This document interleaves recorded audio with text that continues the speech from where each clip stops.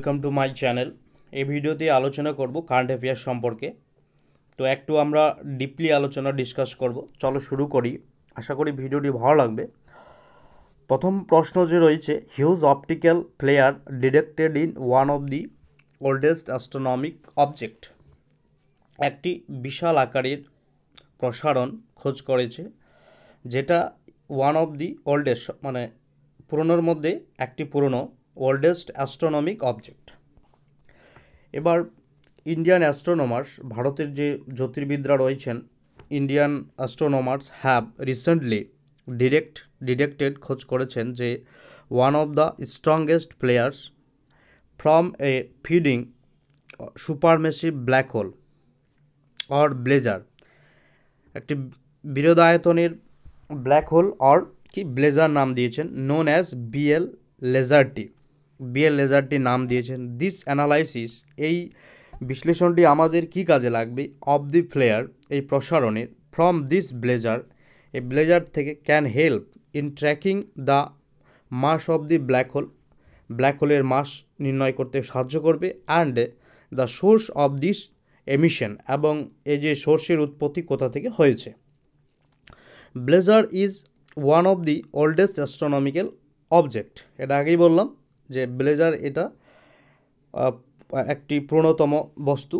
কি পয়েন্টে রয়েছে যে দিস অ্যানালাইসিস ক্যান প্রোভাইড, কী প্রোভাইড করবে আমাদের? A lead to probe into mysterious and trace events at different stages of evolution of the universe. আমাদের মহাকাশের যে নতুনত্ব যে বিভিন্ন পদক্ষেপে হচ্ছে, সেক্ষেত্রে ইভলিউশনে আমাদের সাহায্য করবে। তারপরে blazers are feeding supermassive black holes ইমিটস মানে নিক্ষেপ করা, যে আমাদের নিক্ষেপ করবে। কি বলছে? যে blazars are feeding supermassive black holes emits jets of charged particles traveling nearly at the speed of light. যে আলোর গতিতে যে বিমানগুলি আমাদের কি হয়, ট্রাভেলিং করে।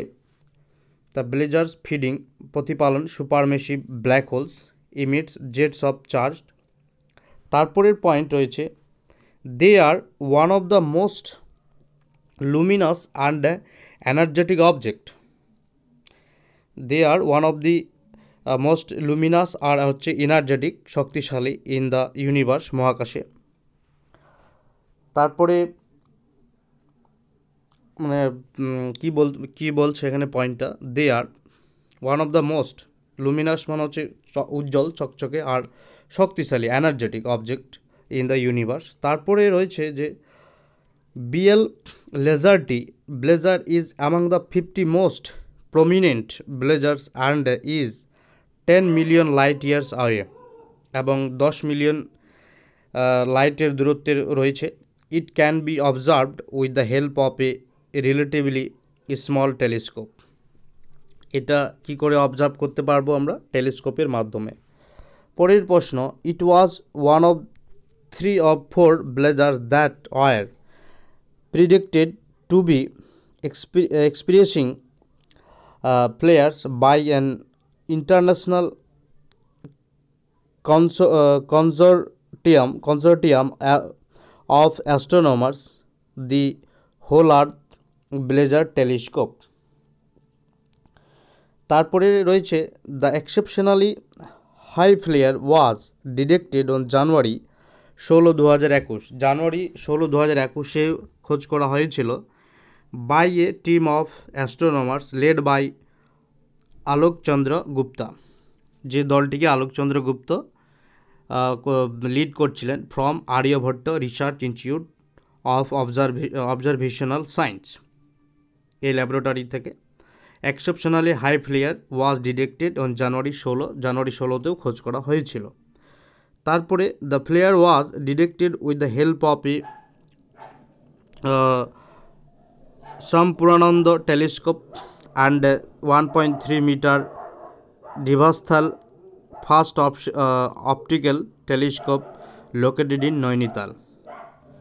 The data collected from the flare observed will open a door to the origin and evolution of the universe and will helpful in the calculation of the black hole mass, size of emission region and mechanism of the emission from the one of the oldest astronomical object known.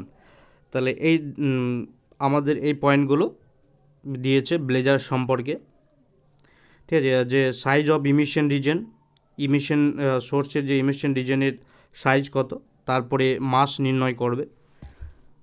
পরের প্রশ্নতে যাব।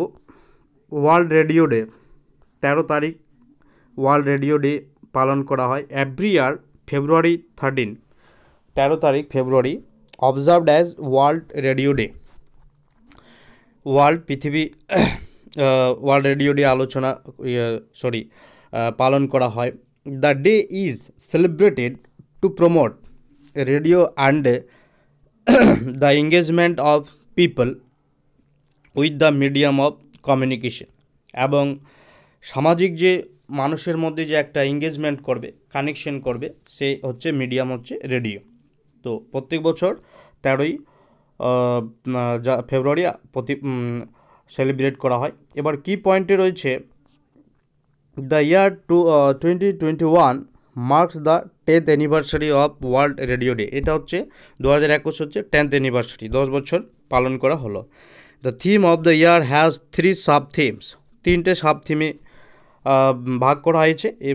এবার theme কী ছিল, innovation নতুনত্ব, তারপর evolution and connection এবং সংযুক্ত, মানুষের মধ্যে একটা কানেকশন থাকবে, কমিউনিকেশন থাকবে।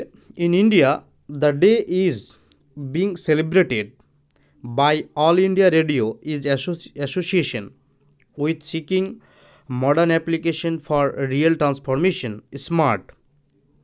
Okay, এবারে an event will be organized by these organizations on February 13 and 14 on theme New World New Radio. তাহলে an event will be organized by this organization on February 13-14 of the theme কি যে New World New Radio. The event will have the various sessions. However, some of the session will be pre-recorded due to COVID-19. Pre-recorded করা আছে। তারপরে রয়েছে the session will be on topic like the resolutions of the radio. Okay. Resolution মানে এখানে হচ্ছে স্থিতিস্থাপকতা, যে topic of resolutions of the রেডিওর যে একটা অস্তিত্ব রয়েছে, স্থিতিস্থাপক রয়েছে। The challenges faced by radio during the global health crisis and how strong it is as a medium of communication. এবং রেডিও হচ্ছে খুবই একটি শক্তিশালী মাধ্যম কমিউনিকেশনের জন্য। It will also have a session titled Lessons from Across the Borders, এবং এটা আমাদের কি শিক্ষা দেয় যে বর্ডার ছাড়াও অ্যাক্রস মানে বর্ডার পার হয়েও একটা রেডিও আমাদের কাজ করবে। Lessons from across the border. Okay, ব্যাকগ্রাউন্ডে কি আছে, ব্যাকগ্রাউন্ডে আমরা অত আলোচনা করছি না। ওয়ার্ল্ড রেডিও ডে তাহলে 2012 থেকে প্রতি বছর পালন করা হয়, ঠিক আছে, 2012 থেকে। তাহলে এবার 2021 হচ্ছে 10th অ্যানিভার্সারি, আগেই বললাম। ইউনেস্কো বোর্ড ফেব্রুয়ারি 13-তে রিকমান্ডেড করেছিল 1946 সালে। পরেরটাতে যাই, ডিজিলকার। এবার ডিজিটাল ইন্স্যুরেন্স পলিসিস ভায়া ডিজিলকার। এই যে আমাদের ডিজিটাল কোম্পানি, বিভিন্ন ইন্স্যুরেন্স কোম্পানি রয়েছে, সেই কোম্পানিগুলোকে আদেশ দেওয়া হয়েছে যে বিভিন্ন ডিজিটাল ইন্ডিয়ার মাধ্যমে সেই ফিজিক্যাল ডকুমেন্টসগুলোকে আমরা যাতে ডিজিলকারের মাধ্যমে, মানে ডিজিটাল লকারের মাধ্যমে যারা পলিসি হোল্ডার তাদের মধ্যে থাকে। Recently the ministry of electronics and information technology MEITY in a statement said that, কি বলেছে ministry of electronics and information technology, the Insurance Regulatory Authority of India IRDAI Insurance Regulatory Authority of India has advised all insurance companies for issuing digital insurance policies via DigiLocker. ঠিক আছে, আমি যেটা বললাম যে সমস্ত কোম্পানিকে এটা আদেশ দিয়েছে যে যত ইন্স্যুরেন্স পলিসি হবে সেটা ডিজিলকারের মাধ্যমে হবে। এবার ডিজিলকার কী জিনিস? DigiLocker is an initiative under the Digital India programme of the Ministry of Electronics and Information Technology. DigiLocker aims to minimize, ডিজিলকারের লক্ষ্য কী? যে DigiLocker aims to minimize or eliminate the use of physical documents. আমি আগে বললাম যে যাতে physical documents বেশি অসুবিধা করে, ফিজিক্যাল ডকুমেন্টস যাতে বাদ দেওয়া হয়, আর এলিমিনেট আর মিনিমাইজ ফিজিক্যাল ডকুমেন্টস করবে। In the insurance sector, DigiLocker will eliminate customer complaints relating to non-delivery of policy copy, বাছাই করবে কি কি পলিসি কপি, enable faster, খুব দ্রুত হবে, ক্লেমস প্রসেসিং, ক্লেম করবে, অ্যান্ড সেটেলমেন্ট, তারপরে improve the turn around time of insurance service, তারপরে যে সময়টা পিরিয়ড, তারপর রিডাকশন ইন ডিসপুট, বিভিন্ন বিবাদগুলো সেগুলো কম করবে, reduction in dispute, improvement in customer contactability, কাস্টমারের সাথে কন্ট্যাক্টেবিলিটি আরও ভালো করবে, রিডাকশন ইন ফ্রড বাদ দেবে, drive the reduction in cost. Okay, এবার কিছু পয়েন্ট রয়েছে, পয়েন্টগুলো বলি।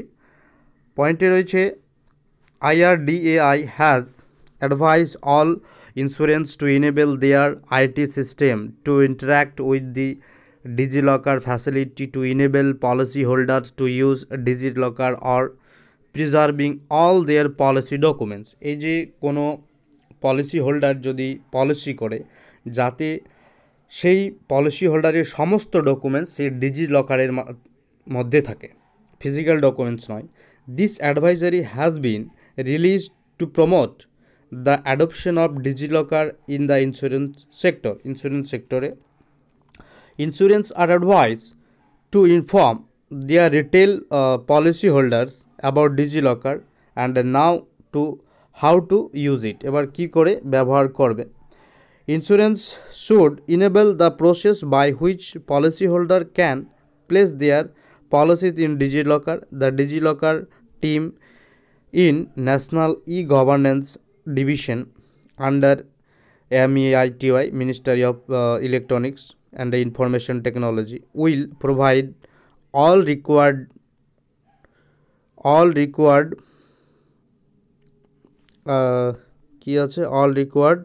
logistic support and technical guidance for facilitating the adoption of the DigiLocker.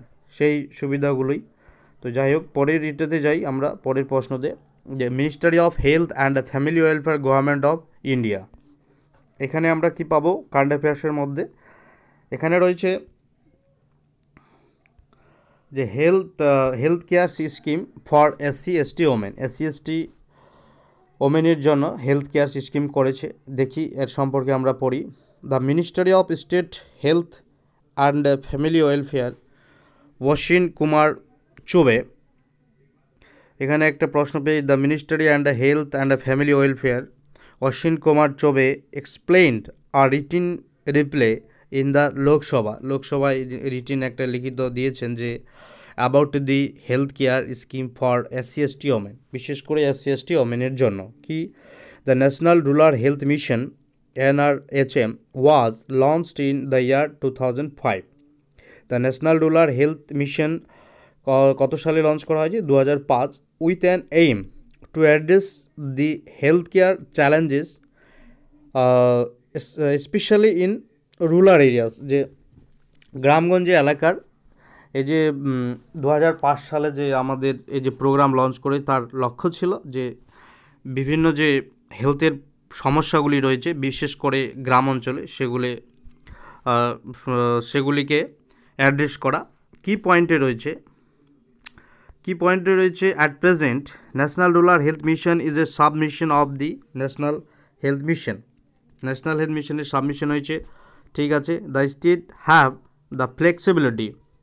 The state have the flexibility to propose specific intervention for মানে বিশেষ করে SC/ST areas and beneficiaries including for women and their children. SC/ST মহিলা এবং তাদের children শিশুরা বলছে the states are supported under National Health Mission based on their proposal. NHM support is also offered for the provision of a range of free services for SC/ST women and children. Free service দেবে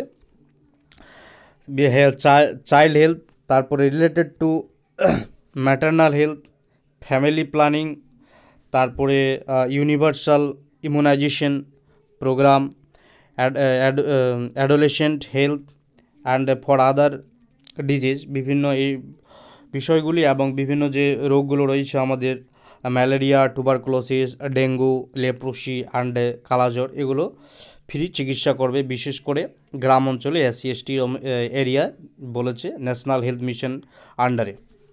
এবারে various intervention for better health care in SC/ST।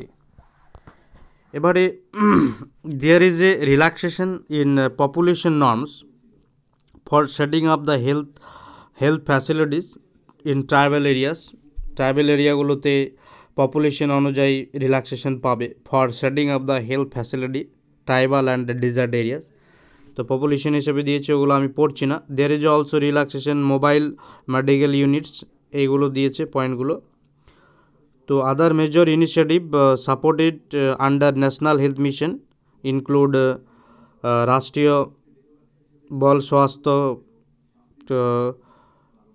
কার্যক্রম, তারপরে হচ্ছে জননী শিশু সুরক্ষা কার্যক্রম, প্রধানমন্ত্রী সুরক্ষা মাতৃত্ব অভিযান, এগুলো মাধ্যমে হেলথ কেয়ারের বিভিন্ন সাহায্য করেছে। তাহলে এই ছিল আজকের কারেন্ট অ্যাফেয়ার্স। আরও রয়েছে, তাহলে ভিডিওটি বড় হয়ে যাবে, সে আমি করছি না। হ্যাঁ, এখানে একটা ইম্পর্টেন্ট প্রশ্ন রয়েছে যে সেকেন্ড ফেজ অফ বিজ্ঞান জ্যোতি প্রোগ্রাম, যে দ্বিতীয় ফেজ চলছে বিজ্ঞান জ্যোতি প্রোগ্রামের, আমাদের রিসেন্টলি ইনক্লুড হয়েছে বিভিন্ন নবোদয় বিদ্যালয়ে। ঠিক আছে, এগুলো কারেন্ট অ্যাফেয়ার্সের জন্য খুবই গুরুত্বপূর্ণ, তাই আলোচনা করছি যে সেকেন্ড ফেজ অফ বিজ্ঞানতি প্রোগ্রামে কি বলেছে। On the occasion of the international day of women's and girls in science on February 11 যে international women and girls women's and girls in science on February 11, 2021 the second phase of the Vigyanjyoti programme has commenced. এই শুরু হয়েছে। কি বলেছে এই প্রোগ্রামটা, কি এই প্রোগ্রাম সম্পর্কে জানবো। দিস প্রোগ্রাম উইল ইনকারেজ, কি ইনকারেজ করবে, কি উৎসাহিত করবে যে this programme will encourage the girls, শুধুমাত্র গার্লসদের, to take interest in science, যাতে তারা বিজ্ঞানের প্রতি আগ্রহ থাকে, and build an career in STEM হচ্ছে science, technology, engineering and math, এই বিষয়গুলির প্রতি যাতে তাদের একটা গভীর আগ্রহ থাকে এবং তার কেরিয়ার তৈরি করে, সেই সম্পর্কে বলেছে যে এই প্রোগ্রামের উদ্দেশ্য। And 50 more districts adding to the existing 50 district across the country.